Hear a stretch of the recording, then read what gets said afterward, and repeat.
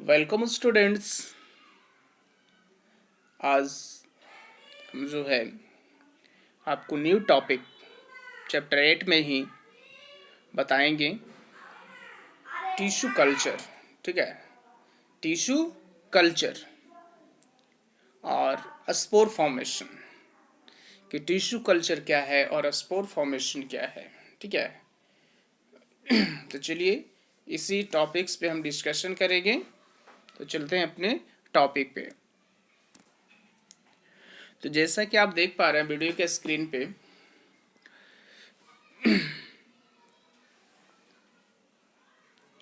Tissue culture. ठीक है, क्या है टिश्यू कल्चर? देखो टिश्यू कल्चर में जो होता क्या है, वन प्लांट से न्यू प्लांट कैसे डेवलप किए जाएंगे। ठीक है, उसके टिश्यू सेल्स का यूज़ करते हुए। तो इसमें यही डिस्कशन यहाँ पर किया हुआ है। उसके बाद हम स्पोर फॉर्मेशन का भी डिस्कशन करेंगे, जो आप देख पा रहे हैं 8.2.6।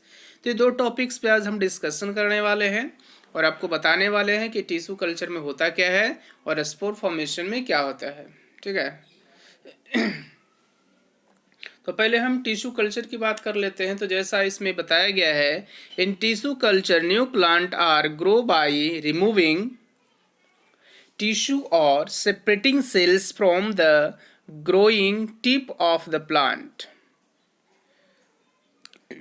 The cells are then placed in the artificial medium where they divide rapidly to form the small group of cells of the cells. Cells of cellus.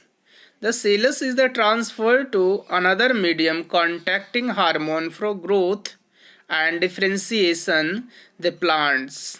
The plants are the placed in the soil so that they can grow into mature plants.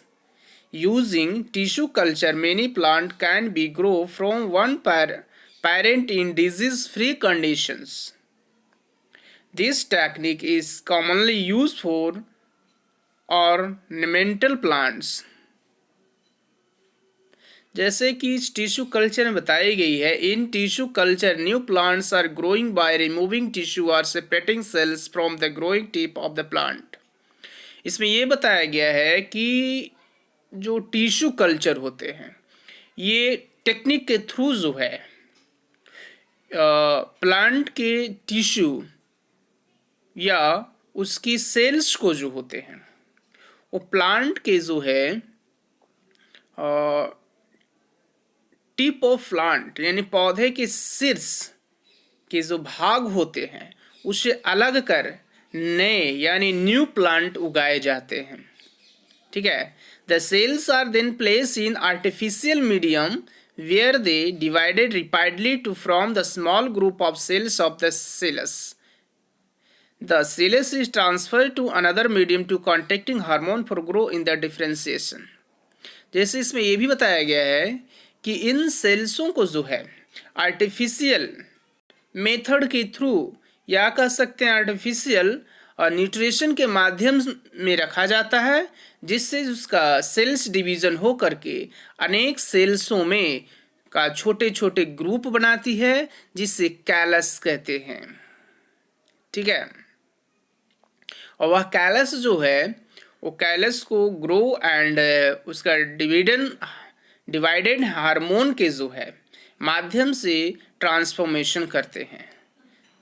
ठीक है, बताया गया है the plants are they place in the soil so that they can grow into mature plant. ये भी यहाँ पर बताया गया है कि जो प्लांट्स होते हैं उसको फिर से मिट्टी में, ठीक है, मिट्टी में जो होते हैं प्लेस कर देते हैं, रोप देते हैं, जिससे कि ग्रो कर एक न्यू प्लांट्स में बन सके यानी न्यू प्लांट में विकसित हो सके। ठीक है, फिर बताया गया है using tissue culture many plant can be grow from a parent in disease free conditions. This technique is commonly use for ornamental plant. यहाँ पर यह भी बताया गया है कि टिश्यू कल्चर तकनीकी के थ्रू जो है किसी एक पौधे से अनेक पौधे जिसमें डिजीज फ्री कंडीशंस, ठीक है, यानी कहा जा सकता है कि संक्रमण मुक्त परिस्थितियों में जो है उत्पन्न किए जा सकते हैं। और ये टेक्निक का जो उपयोग सामान्य रूप से ऑर्नामेंटल्स प्लांट के लिए यानी सजावटी पौधों में जो है टिश्यू कल्चर के लिए यूज़ किया जाता है। तो आपको ये समझ में आ गई होगी, ठीक है।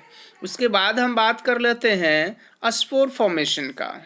किसका हम बात करेंगे? स्पोर फॉर्मेशन, ठीक है। कि स्पोर फॉर्मेशन में क्या होगा, ठीक है। तो जैसा कि आप देख पा रहे हैं ये टॉपिक्स है स्पोर फॉर्मेशन 8.2.6, ठीक है।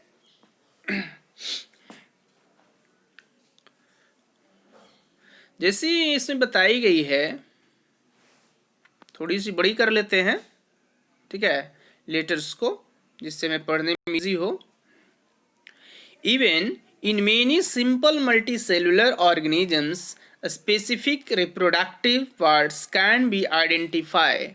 The thread-like structure that develop on the braid of activity 8.2 above are the hyphae of the braid mold Rhizopus.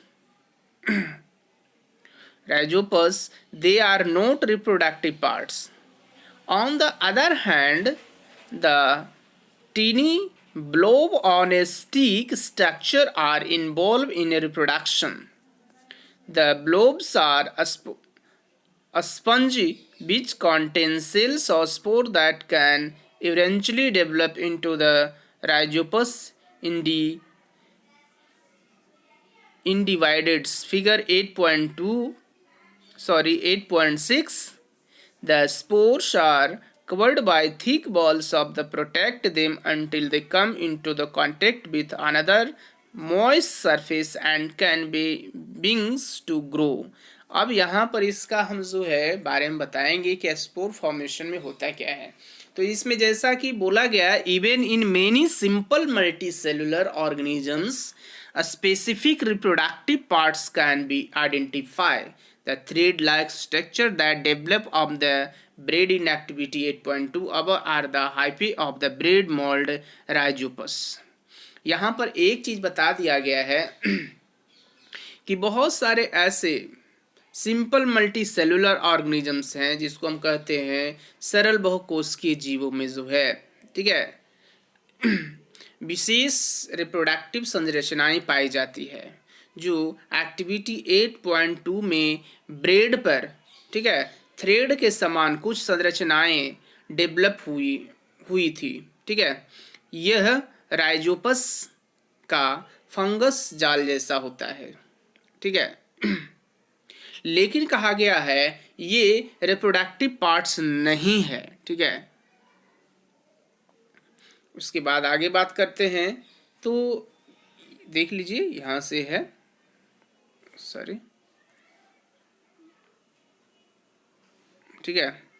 They are not reproductive parts on the other hand in the tiny blob of the stick structure are involve in the reproductions. जैसा कि हमने अभी बताया कि ये जो भाग उसमें जो है ये जो रिप्रोडक्टिव भाग नहीं होता है, ठीक है, परंतु जो है ये कह सकते हैं on the other hand in the tiny blob of the stick structure in involve in reproductions. यहाँ पर बताई गई है कि ये थ्रेड पर कुछ टीनी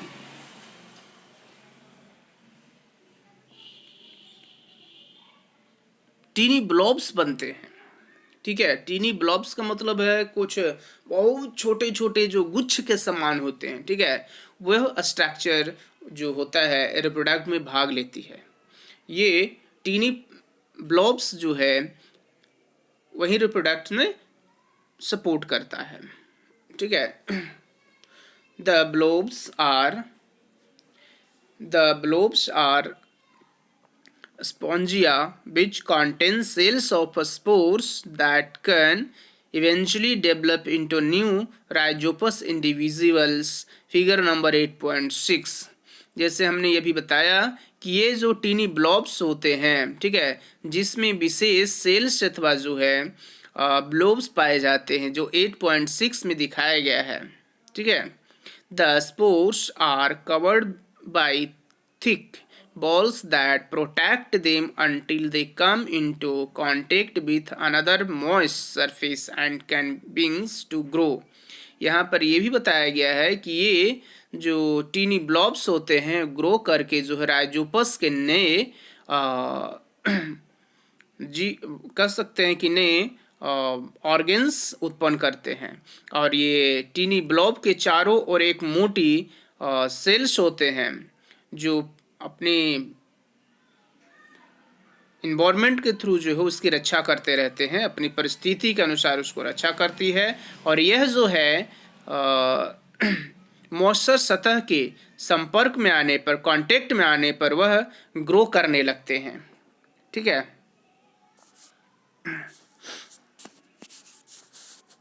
तो देख लीजिए यहाँ पर जो है आपका इसके बारे में दिखाया गया है, आप देख सकते हैं यहाँ स्पोर फॉर्मेशन ऑफ राइजोपस, ठीक है। ये ब्रेड पे उग सकते हैं, रोटी जो होता है उस पे उग सकते हैं। तो इसके लिए मॉइस्चर का होना बहुत ज़रूरी है। अगर मॉइस्चर न मिले तो ये जो है ग्रो नहीं करता है, ठीक है।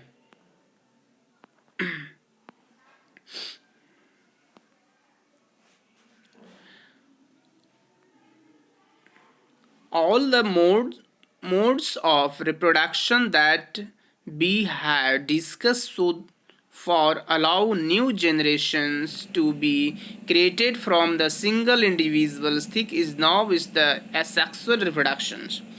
अब यहाँ पर ये बताया गया है कि अब तक हमने जो है, ठीक है, रिप्रोडक्शन की जिन मेथड का हमने यहाँ पर डिस्कशन की है उन सभी में जो है न्यू इंडिविजुअल्स, ठीक है, न्यू जनरेशन इंडिविजुअल्स जो होते हैं, नई पीढ़ी का कैसे जो है यहाँ क्रिएशन होता है, सृजन होता है, वह जो है सिंगल इंडिविजुअल्स द्वारा होता है। इसे हम जो है एसेक्सुअल रिप्रोडक्शन कहते हैं। तो हमने जितने भी टॉपिक्स आपको अभी हमने बताया था उसमें जो है एसेक्सुअल रिप्रोडक्शन का डिस्कशन किया है, ठीक है। तो अब आपके सामने कुछ क्वेश्चंस है, जैसा कि आप देख पा रहे हैं इसमें लिखा हुआ है how does binary fission differ from multi fission. यानी कहा गया है इसमें कि